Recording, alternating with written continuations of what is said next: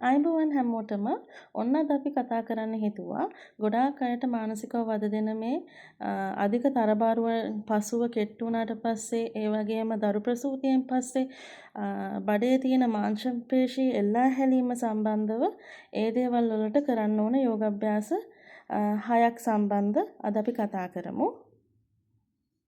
මේ වීඩියෝ එකේ පෙන්වන විදිහට අත් දෙක තියෙන්න ඕනේ හරියට උරහිසට කෙලින්. ඒ වගේම කකුලේ ඉන සහ දන හිස හරි කෙලින් තියෙන්න ඕනේ L shape එකට. උඩ බලනකොට හොඳ දීර්ඝ හුස්මක් ගන්නවා, පහත බලනකොට හුස්ම පිට කරනවා. උඩ බලනකොට කොන්ද බෝට් shape එකට තියෙන්න ඕනේ, පහත බලනකොට හංච් එකක් තියෙන්න ඕනේ. ඒ විදිහට දහවලක් කළාට පසුව වීඩියෝයේ පෙන්වන විදිහට බාලාසනයට එන්න ඕනේ. එතන විවේකයෙන් පසුව දන හිසෙන් හිටගෙන අත් දෙක ඉනට තියාගෙන එල්බෝස් පිටිපස්සට හැරවෙන විදිහට අත් දෙක හොඳට රොටේට් කරලා කෙලින් ඉන්නකොට හුස්ම ගන්නවා, පහතට නැමෙනකොට හුස්ම පිට කරනවා. මේ විදිහට උස්ත්‍රාසනය 10 වතාවක් කරන්න ඕනේ. බිගින කෙනෙක් විදිහට 10 වතාවක් කරන්න අපහසුයි නම් අඩුම 5 වතාවක් හරි කරන්න ඕනේ. එතකොට අපේ බඩ හොඳට ස්ට්‍රෙච් වෙනවා. ඔයගොල්ලන්ට මේ ආසනයේදී බලා ගන්න පුළුවන්. පස්සේ නැවතත් බාලාසනට ඇවිල්ලා විවේකයෙන් ඉඳලා ඊට පස්සේ මේ වීඩියෝ එකේ පෙන්වන ආකාරයට හාන්සි වෙලා කකුල් දෙක නමන්න ඕනේ. මහපට ඇඟිල්ල කකුලේ හරි කෙලින් තියෙන විදිහට නමලා මෙතනදී අත හොඳට පොළොවට තද කරලා කඳ හුස්මක් ගනිද්දී උස්සනවා. හුස්ම පිට කරනකොට කඳ පහතට දානවා. මේ විදිහට කිහිප වතාවක් කරන්න. අවසානයේට 10 වෙනි ආසනය හෝල්ඩින් එකක් ඉන්න.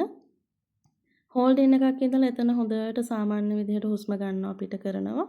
අවසානයේ මේ විදිහට කකුල් දෙකම ලං කරලා බදාගෙන හුස්මක් ගන්න ගමන් ඔළුව ඔසවලා පුළුවන් නම් දන හිසේ ඔළුව ගාලා එතන හුස්ම කිහිපයක් කරන් රිලීස් කරන්න පුළුවන්. පසුව මේ විදිහට හාන්සි වෙලා කකුල් දෙක නමලා ඔයගොල්ලන්ගේ ඇන්කල් එකෙන් අල්ල ගන්න ඕනේ. උඩට එනකොට ඔයගොල්ලෝ හොඳ දීර්ඝ හුස්මක් ගන්නවා. පහතට එනකොට ධනුරාසනෙන් හුස්ම පිට කරනවා. මේ වගේ කිහිප වතාවක් කරන්න. අවසානයේට ආසනය කරනකොට 10 වෙනි ආසනේ හෝල්ඩ් කරලා සාමාන්‍ය විදිහට හුස්ම ගන්නවා, පිට කරනවා. භුජංගාසනයේදී අත් දෙක උරහිස කෙලින් තියාගෙන එල්බෝස් පිටිපස්සට රොටේට් වෙන්න තියලා බඩේ පෙකණිය බිම ගෑවෙන්න තියෙද්දී ඉහළ කොටස කඳේ ඔළුවයි පපුවේ කොටසයි හුස්ම ගන්නකොට ඔසවනවා, හුස්ම පිට කරනකොට පහතට නැමෙනවා.